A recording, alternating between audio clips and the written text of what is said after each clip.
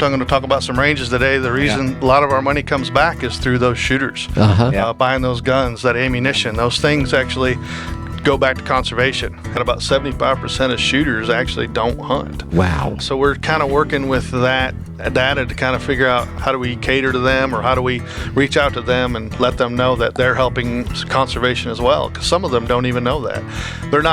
Most of them don't care. They're like, that's great because it's a good thing. Obviously, most people like warm and fuzzy things, and critters are kind of warm and fuzzy sometimes. So people like that. Gun seasons are coming up. So what does everybody want to do? They want to sight in their rifle or their muzzleloader. There's lines starting to pick up at some of these ranges. So to combat that, we tell people, hey, before you get there, you can go on the Go app or Go Outdoors Tennessee. Buy your permits before you show up. You don't have to get in that line. You just show them, hey, I got my permit. Go right in, get your guns checked. Yeah, that's and the you way can start to go. shooting. Sounds like my wife at Cracker Barrel. On the way over, she's got us a seat already. Yeah. The award-winning Tennessee WildCast is on the air with the latest on hunting, fishing, boating, wildlife watching, and all things outdoors. Make welcome your host, drummer and outdoor expert novice, Jason Harmon. Hello, everybody, and welcome to this edition of Tennessee WildCast. We got a great show lined up for you today. It's all about R3, Hunter Ed, ranges. It's going to be fun, Don. All that good stuff. Hey, looking forward to this day. I'm going to learn a lot. And hey, before we get going, though, Jason, let's give a little shout out to one of our radio station partners. Definitely. WMCH 1260 AM. They are in Church Hill, Tennessee, and that's in the Tri-Cities area. And we are all over that station, 5:30 p.m. on Wednesdays and Saturday at 7:30 a.m. And then the extras run during the week as well. So anyway, we appreciate them. WMCH 1260. Yeah, we appreciate those guys. We appreciate all our radio partners Yes. for getting the show out there. We appreciate the listeners and the guys and gals who watch the show out there. Thanks for following us. Thanks for watching, listening, liking, sharing, all that fun stuff. We're everywhere. Yes. We're everywhere. And today we're all over the state with ranges, Hunter Ed. That's right. All kinds of fun stuff. So we got Matt Clarey with us today. He's our R3 coordinator, just taking on that role. We're going to learn about that. And then we have Randy Husky with us today. He's our Hunter Ed administrator and works with our ranges and things like that. So it's going to be fun. Yeah. Guys, thanks for being here. Happy to be here. Yeah. Let's jump in and learn a little bit about you guys, first of all. And I know, Matt, you've been on the show a few times. Randy, you've been on with us before, but just kind of let folks know who we are, what you do, and that kind of thing. Yeah, so I'm Matt Clarey. I've been with the agency about 24 years, but most of my career was spent over in Region 3 over in the Crossville office doing hunter education, boating safety, and a little bit of law enforcement training. So I've had my hands in the Hunter Ed basket, I guess you could say, for a long time. Yeah. And then back in June, I took on a role called the R3 coordinator. And if nobody knows what R3 is, it's recruit, retain, reactivate. So the agency is tasked with that, and looking forward to working with the agency, the different divisions, and then also outside the agency as well with some of our partners. Very cool. So, yeah. And you were in law enforcement for a while. You were an officer, right? Started out as an officer? Started out as an officer in Polk County, Tennessee, and moved up the ranks a few years later, and actually still do have my commission, so I still get to go out and play with the guys and the officers and get to do that kind of thing. So it's fun. Yeah, that's awesome. Yeah. All right, Randy, East Tennessee boy, right? Yeah. I started out in Monroe County as an officer. I worked there for about 15 years. Then I moved to Nashville and eventually took the role of the Hunter Ed administrator. Awesome. Been doing that for about 15 years now. And just recently I got tasked with administering the Hunter Ed centers and the ranges. So awesome. Yeah. Kind of wearing a little different hat now, which I'm looking forward to. I've got good staff to work with at the ranges. Got some really good guys with a lot of experience. Been running these ranges for a long time, and they really know what they're doing. And that, more importantly, man, they love what they do. Yeah. I mean, these guys are taking it upon themselves to improve the ranges and to improve the shooting experience for the customer. That's awesome. Yeah. Awesome. Yeah. Well, I'm glad you both are here today. and excited to and get welcome into some of this. welcome Mac to Nashville. You Yeah, know. He's getting, he and his wife are getting used to the traffic patterns a little bit, and it's kind of a different deal from Crossville, I'm sure. And, yeah, definitely. We lived in Cleveland for the last 4 years or so, and if anybody knows where Cleveland, Tennessee is, just north of Chattanooga, and it's like a mini Chattanooga. I think Cleveland got me ready for the Nashville. Okay, there you what go. happened here, but yeah, as long as everybody's going in the same direction, I'm good with it. You know, and I get to kind of veer off and go to the woods every once in a while. But yeah, definitely, I appreciate the welcome, and yeah, we're definitely getting used to it. That's good. Well, with your new role, let's dive into what the division's going to be working on, the R3 division, and what they're going to be focused on, and kind of remind folks what R3 is. Yeah, so I think it was about 2 or 3 years ago, the agency started talking about R3 really heavily, and it's really kind of the same thing we do every day. Been doing it a long time. Yeah, it's the same type of stuff we've been doing forever, but it's just a different mentality. So when you think about R3, you think about what do I do every day that affects the agency or affects how people look at hunting or fishing or shooting or anything that we do, you know, compared to what people do outside the agency. So it's that mentality that I'm trying to get people to understand and think about, so that the next time they're out there, they'll think about what they're doing to affect somebody else. Mm-hmm. Very cool. I think one of the biggest things about R3, the recruitment, retention, reactivation, is that it's more a holistic approach from the agency standpoint. It used to be that, you know, there were divisions between the divisions, so to speak. You know, the wildlife did their thing and Hunter Ed did their thing. Yeah. And now we realize over time, and it's been kind of a national movement with the R3 thing, that you know, hey, we're going to have to do something and be a little bit more holistic in how we approach this whole thing and get more people involved, the front desk folks and the folks that work in IT, just with a different, like you said, Matt, a different mindset about R3 and how they can contribute to it. Right, and in any company or agency, there's so much division anyways. Somebody's in this division or that division, and really we're trying to get everybody together and trying to do cross-division communication, whether it be working together, figuring out or finding out what they're doing. It kind of affects what I'm doing. So it's going to be an exciting time for the next 5 years, I think, just to see how our agency reacts to that, and then hopefully we can get back to being more of a cohesive family again, I guess you could say. So yeah, I'm excited about it. And not only is what they're doing affecting this or that, but how can we help you? As communications help R3, and as, you know, wildlife, R3 help R3, you know, whatever, going back and forth. So that's, you know, how can everybody work together and get to the same goal? Yeah, and the other cool thing is it's not just our agency, it's nationwide. Yeah. It's crazy how big this is getting and how more people are getting involved. There's more nonprofit agencies that are popping up to help agencies work through those things, and to, you know, even some of the funding that we have, we're sharing that, and we're saying, okay, we can't do it all, but can you help us? Yeah. And can we figure out what's going on? Surveys are huge. We're trying to figure out what people want before we give it to them. Mm-hmm. That's easier than doing what we've been doing for 20 or 30 years and saying, why isn't this working? Well, it's because we're not giving them what they want. So what they need, that's another whole big process that we're working through too. So yeah, it's just it's new stuff, but it's putting it to the old stuff that we've been doing for a while. You know, people think it's just a program. It's not a program. It's actually a way of thinking and a new way to do business. And a lot of people don't realize that our funding, you know, the majority of it that we do business with, that we manage all the wildlife in Tennessee, comes from license sales. Yeah, license sales, but then also people that may not hunt or fish. Right. You know, so,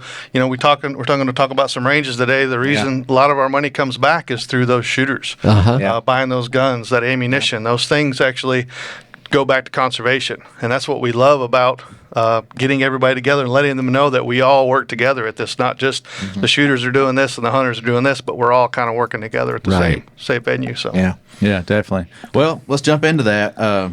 Ranges. We were chatting the other day. You sent me an email. It's like, we need to remind folks about this, or educate people on the ranges and things that's going on, and that's why we're here today. Yeah, I'll just touch on a little bit and let Randy kind of take over on what's going on there. But the main thing is it's hunting season is coming, or we're in it, but gun seasons are coming up. So what does everybody want to do? They want to sight in their rifle or their muzzleloader.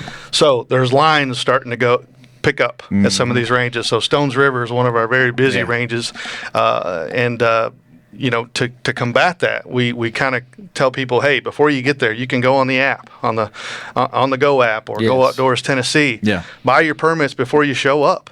You don't have to get in that line. You just show them, hey, I got my permit. Go right in, get your guns checked, Yeah, that's and the you way can to start go. shooting. Yeah. So those are some things that you can think about, pre-planning before you get out there. Sounds like my wife at Cracker Barrel. On the way over, she's got us a seat already. Yeah. Yeah. Oh, you can get your seat before you get there? Just about. Yeah. Yeah. You just report in. Same thing at the ranges, It's like Matt said. Go ahead and sign up and get your place in line. And I love it. Yeah, that's awesome. That's awesome. Cracker Barrel ain't got nothing on us. That's right. So page 46 of the hunting guide, the current hunting guide, is TWRA firing ranges. You can check out the permit fees on page 6. So 46 and 6 in the hunting guide. But Matt, you've got the prices in front of you there, right? Yeah. You're gonna So share some of that. real quick, the tier 1 ranges, which is our smaller ranges, like at our WMAs and Yeah. stuff, they're going to be $5 for 2 hours, or you can buy an annual one for $100. Tier 2 ranges like Stones River and John Severe. John Severe. Yep. I forgot it. Lost it right there. They're $750 for a 2-hour permit, or $150 for a year. And then our last one, our tier 3, which we only have one, which is our indoor range in Bartlett. It's $950 for an hour and $300 for a annual permit. So yeah, those permits are ready to go on the app, and you guys can take care of that before you get there. and those prices are very reasonable. Oh, yeah. Compared to other ranges. Compared to private ranges, yeah, I'm Oh, sure they yeah. are. Yeah. Well, and I just flipped over to page 6, and tier 1 permits are not required for annual license holders, correct? That's true. So if you got the combo license or sportsman's or whatever, You're good to go. You're good to go on that one. Yeah. Very cool. All right. Well, Randy, what's going on at the ranges these days? What's folks gonna? They're gonna see improvements. They're gonna see what's the offerings and all kinds of stuff. Definitely. Like I said earlier, our range managers, man, these guys are they're on top of things, and they've been doing it a while. Most of them been there for several years, and they're always improving their ranges. They're always looking for something to do to improve that range and to improve the experience for the shooters. One thing we got going at Stones River, which should be rolled out maybe January, February, hopefully, is we're looking to do a steel challenge course, which the shooter will be able to come up and pay the fee for an hour. They get to shoot the steel challenge course. Do they have to wear their boots and spurs for this one? They can if they want. Yeah, if they want to, I'm sure. It sounds like a Western game here. But it consists of the plates. You can shoot the steel plates. You can shoot dueling trees. Challenge your buddy to a dueling tree. That's pretty cool. awesome. They got the Texas Star, which I don't know if y'all have shot that, but that's real challenging. That's a series of plates on a rotating target. Oh, wow. And when you shoot it, it'll go back and forth, and yeah, it's real challenging. But Tim Turrentine at Stones River has really been on the ball developing this course and cool. getting this going, and it's.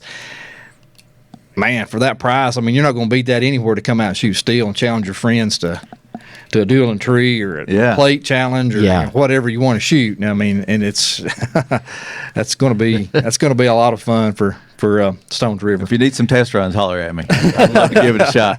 And Stones River, and Tim's also developed is in the process of putting together a flurry machine and creating a course based on those flurry machines. He's going to build a platform, and people can come out and pay for the use of that range. And I don't know if you know what a flurry machine is exactly, but it's a series of throwers, and they throw birds at at any height, any direction. You don't know where they're going to go, and they all come out. I mean, there'll just be very random a flurry of birds. It's a flurry machine. It just throws a bunch of clay targets in the air, and you and your buddy or 5 of your buddies can stand there and shoot it and challenge each other and that's cool. See who can hit them and who cannot. And yeah, it's a lot of fun. That's going to be a lot of fun for shooters. Shooters are going to enjoy that. That's going to be a lot of fun. Make sure you bring a lot of shotgun shells. Yeah. You're going to shoot a lot. It's addictive, man. It's like you start shooting, you're like, man, I've already went through 2 boxes of shells. Exactly.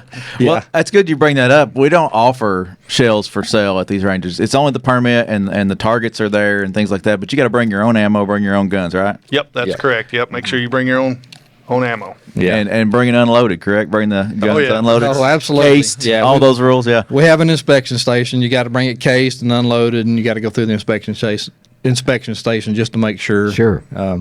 Just safety on our ranges. That's the number one thing. We don't want anybody to get hurt. So, Nope. So be sure to bring your firearm in a case. Yeah. Unloaded. Well, and talk about that too, safety side on like a tier 1 range on WMAs, how that, you're on your own there, right? It's on you to be safe. Pretty much. I mean, sometimes they may be one of our employees there just checking on things, possibly. Sometimes there are some volunteers that work some of these unmanned ranges, believe it or not, that are there. But still, you're pretty much on your own. So, you've got to be aware of the people around you that are shooting around you. Watch what they're doing, before you go down range. Make sure it's clear. Y'all communicate and make sure that that you are operating on a cold range if you're going to go down range. And there again, bring that firearm to that range unloaded and cased as well. I mean, that's just respect for your other shooters. Sure. I mean, you see a guy come in with a rifle in his hand coming to the range. It's a little unnerving. Bring that firearm in cased and unloaded and pointed in the safe direction, all that good stuff. You got to be extra safe, man, because you don't have that range safety officer looking down the line and making sure that it's cold range or hot range. Yeah. So just be extra safe on those ranges. And I'll throw this out there too, as far as clean up and things. Pick up after yourself. Oh, absolutely. We've got, like you said, we've got some volunteers. We got our guys out there when they can be. Other times they're working the field and whatnot, but clean up after yourself and don't bring any TVs to shoot at, things like that. Right? Exactly. most of these unmanned ranges are really the WMA manager has went above and beyond and created this range to allow the sportsmen to use. And it's really an addition and an extra burden on him to come out there. It's not like they don't have anything else. No, they've got plenty. They got plenty of things to do. This is just kind of an extra thing that a lot of them have took on themselves. And just like Jason said, take care of that range. Yeah. Mm-hmm. Yeah. Awesome. Leave it better than you found it. Yeah. That's what we always say when you're hunting too. When you go on somebody else's property and they. One more thing that we're working on right now too for our hunter ed centers is we're working on a kiosk. Matt mentioned earlier to go ahead and sign up on the app before you get there. That really helps with the range staff with getting you processed and getting you in the range as quick as possible, because at some points, Stones River and John Sevier both, I mean, they'll have a line all the way through the parking lot, and they can't get everybody in. They just can't do it. So if you sign up on the app and get your place and get your permit purchased already beforehand, it really helps. But we're working on a kiosk system too for people that don't do that. There'll be a kiosk set up, and you can go up to that kiosk and sign in and pay and all that stuff, and that's going to help too. Versus going to the window and having to pay cash, or you don't have cash, you got to go to the ATM, and it just holds up everything. Well, that's good to know. So our ranges are cash only, or is that the case? Or we can take a credit card, but it don't always work. John Sevier and Stones River, the connections are so bad. And they have to type them in by hand, the numbers by hand sometimes, and still that don't work. So that's why it takes a little bit. It takes a little while. It takes a long time. Easier to get it before you go. Yep. Awesome. Okay. Definitely. Very good. Very good. And we all know shooting's important, right, Don? Yes. I mean, a lot of these shooters that come are not even hunters, right? Yeah, Matt touched on that a little bit ago about what kind of numbers are there percentage-wise, Matt, you think, that are shooters that aren't necessarily hunters? Yeah, so we just got some survey data back, and it looks like we've got about 75% of shooters actually don't hunt. Wow. Or firearms owners in that same group. But yeah, so we're kind of working with that data to kind of figure out how do we cater to them, or how do we reach out to them and let them know that they're helping conservation as well, because some of them don't even know that. Most of them don't care. They're like, that's great because it's a good thing. Obviously, most people like warm and fuzzy things, and critters and are kind of warm and fuzzy sometimes. So people like that, and they're good with their money going towards that. But we want them to be a little bit more informed about where their money's going, so that way maybe down the road they can help us back tenfold on that too. So just that same R3 aspect, everybody's getting together and understanding where things are going and where it's coming from, and so I think it's going to help. That's good. Yeah. Awesome. Yeah. Well, let's jump into some other things coming out of y'all's shop. What's some of the stuff y'all are working on? I know Hunter Ed's big, and some intro classes are coming up. That's kind of what's going on. Yeah. Well, we've we've piloted a few programs. John Severe, Chad Gann, our range manager up there, has been real proactive and started a. It's not really. It's kind of an introduction to handguns, but it's more of a handgun carry class that he's doing. But we're going to kind of take that to the next step, and we're going to start offering these introduction to handgun courses across the state. We've got to get some instructors certified, but we want to roll that out along with all these 101 classes. We got big ideas. We want to do introduction to archery, introduction to rifles, introduction to turkey hunting, small game hunting. We've got a list of classes that we've already got developed. We just need to start teaching. And actually, some of our instructors, our hunter ed instructors, have jumped on that wagon and have already started these. We've had some instructors in Montgomery County teach some introduction to turkey hunting, introduction to archery classes, and have had some big classes, actually. A lot of interest in these classes. Awesome. And the classes have they've just done very well. You talk about passion from Hunter Ed Volunteer. Those guys and gals are sold out. Those guys are totally in. I can't say enough about those guys. I love those guys. I love being around that group of people. I mean, they volunteer their time to come out and teach people something that they love,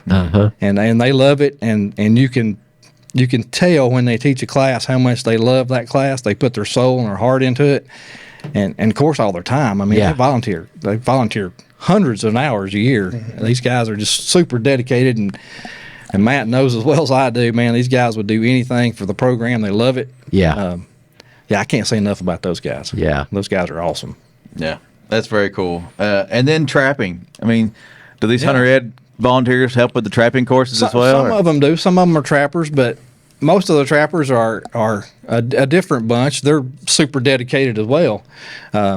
But they're usually from the trapper associations usually. Those are the ones that come out and teach the classes. A lot of our officers are actually teaching some of those classes as well.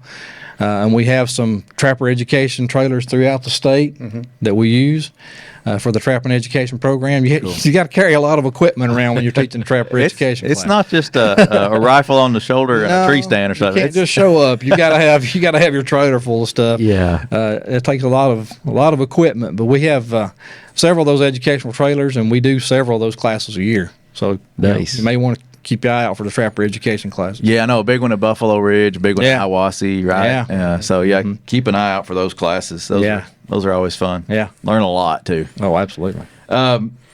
Just kind of roll back a little bit. You talk about volunteers and working inside the agency, but also reaching out to those groups outside. And a Hunting and Fishing Academy was recently on a show, but they're a big part of what we do as far as educating. They do a lot of intro classes as well, right? Yeah, for sure. I mean, we couldn't do it without them. I mean, just because we do have a big pool of instructors and, of course, agency employees that work.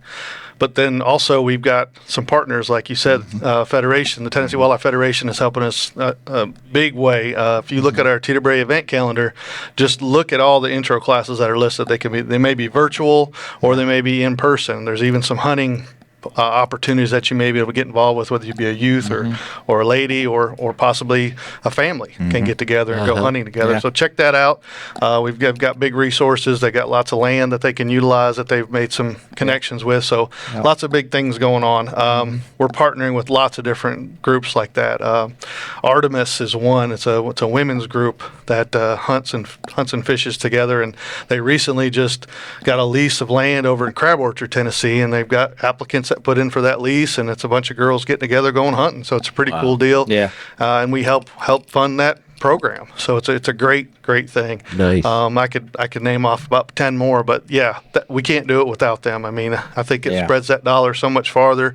It helps our time as well, because we only got so much time. But that's always been the goal, I think, of the agency. But I think we're finally seeing the fruits of those labors. So it's pretty cool. Yeah, that's awesome to see. Hear all those ladies. I mean, you got that the group. Oh man, I put myself on the spot there. Kate, Kate Joyner and her group in Nashville, and then you got that group and doing that, and crab orchard. That's awesome. That's awesome to see those ladies getting out there and just doing it. It is. It's about making things replicable too. We're teaching them things to get them started. Yeah. But then we got to bring them along. We got to show that support, and that's that retention side of the 3 R's that we talk about. And the agency does a really good job at recruiting because it's kind of easy. You do your intro classes, you do your pre-fishing days, whatever Youth those hunt things. weekends. Yeah, we can introduce you to them because that's pretty easy for us to do. But we can't go with that child or that lady or whoever for 3 years. Right. Because if you remember the first time you went hunting fish, that wasn't the first and the only time you were taken out. Yeah. It took a few times. You had to learn the things. You had to go to hunter education. You had to get the gear. You had all those things. It takes a while. So we understand that we can't do everything. Right. So that's why we partner with these groups to help with that retention side. Yeah. That's awesome.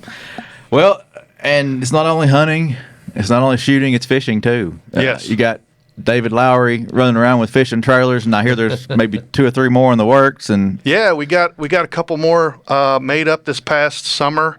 I say made up, put together, and put out to a couple regions, and we're hoping that we got enough money in the budget this next spring, and we'll maybe get a couple more. And that's just getting more poles in hands is what we're doing. Get more people out there doing community fishing events, small groups. Some actually companies do some team building things. That's pretty neat. Yeah. The corporate. I think we need to do that more. Some team building. I believe it. It's Get just the divisions out there. creek fishing or something. Yeah.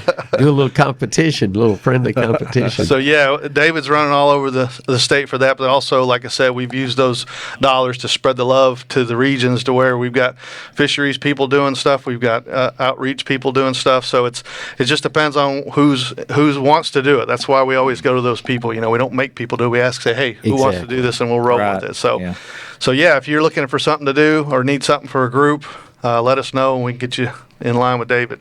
Yeah. And when that trailer shows up, it's got everything you need. It's a one-stop deal. That's right. He's even got worms and probably a can of Coke or something in there. Snacks, all kinds of Heck fun yeah. stuff. Well, I just wanted to pull up the guide here real quick while we're talking about it. $33 for a hunting and fishing combo. Just to go fishing, it's inexpensive, and that's all year. You can fish all year for $33. It's kind of the gateway to getting into the outdoors. It's an easy way to get into the outdoors and it really get is. started. That's one of the main sports that we have that we really see an increase in that just about every year, or it stays pretty much the same. So, but we still like bringing people in because that could bleed into another sport that we have. So we're definitely, if you want to learn about something more about outdoors, try fishing. I think you'll like it. Yeah. Well, I'm going to put, let's say, one of you on the spot here and jump in, whoever wants to. But in your years of experience, what's been one of those stories that just stands out to you where y'all have mentored somebody or been on a hunt or something like that? Gosh. Go. Don't both speak at once. I mean, you've both been a big part of the BOW stuff and youth hunting events and things. I can maybe jump in real quick, and then Randy maybe possibly. But we were talking about Kate. Yeah. Actually, I was one of the first people that taught her how to shoot a gun at a Becoming Outdoors Women event 9 years ago, I think it was. Wow, yeah. And she just got hooked, and ever since then, she's been progressively getting closer, and now she's passed it on. Yeah. Now we're partnering with her little company to help promote this program. Yeah. So it's great. You got a quick one there, Randy? I've had some students in hunter education that, man, when they kill their first deer and they come up and tell me about it. Oh, yeah. It's definitely. just, I have them as a student and they come up and tell you about their first deer. I mean, that's happened multiple times. Yeah. That's always a good one. Yep. Makes you feel good. Yeah, definitely. And I always remember my times going out with Randy hunting together, man. Yeah, we used to hunt a little bit. Now we're so busy. A lot. I know, yeah. We used to hunt a lot. Yeah, public land stuff. Yeah, we need to get back into that. Let's do it. All right. We'll do a little segment. I'll bring a video Yeah. camera. There you go. There we go. Sounds good. Yeah. Oh, well, this has been fun, guys. Thanks for the info. Thanks for sharing your passion for the outdoors and passing it on. Yeah. Keep up the great work. Thanks, sir. Thank you very much. Yeah, you're welcome. All right, well, this is Tennessee WildCast. Keep coming back, keep watching, keep listening, liking, sharing, and we'll see you next time. Thanks for tuning in. Stay connected with TWRA by visiting our website at tnwildlife.org and follow us on Facebook, Twitter, and Instagram. Hey, it's all about Tennessee wildlife. It's what we do. Tennessee WildCast will be on the air again next week. We'll see you then.